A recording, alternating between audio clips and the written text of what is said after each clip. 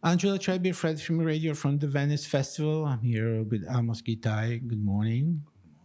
For the film Why War.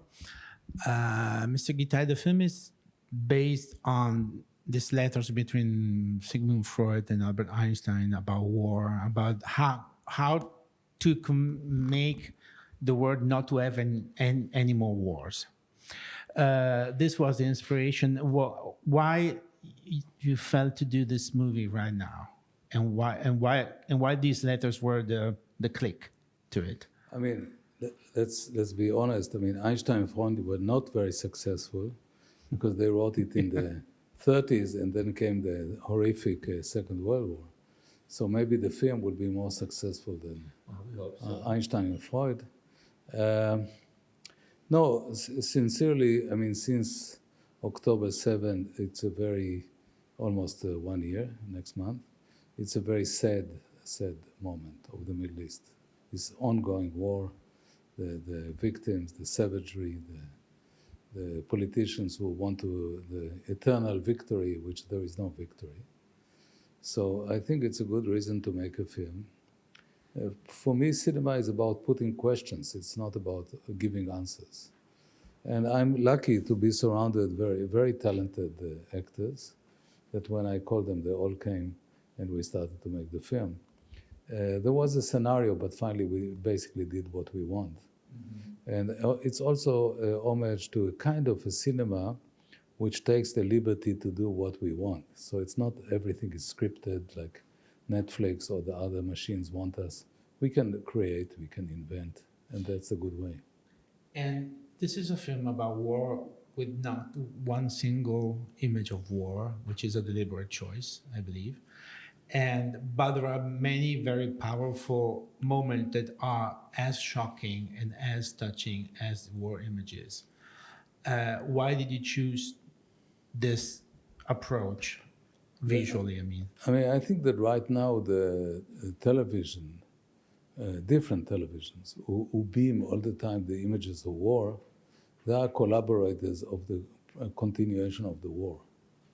Because if I'm an Israeli and I see the savagery of the Hamas attack on the October 7th and the rape of women and the burning of the kibbutzim, and if that's the only thing I see, I say, let's continue, we'll kill them all. If I'm a Palestinian and I see only my networks and Al Jazeera, and I see only the destruction of Gaza and the killing of tens of thousands of citizens, I say, let's continue. So in a way, the television and the iconography of war prolongs the war. Yeah. So I decided to make a film asking the question, why war? An anti-war film without images of the war, for this reason. Because I think that right now we are in a kind of pornography of war images. I was saying that. There is, which is, on your opinion, the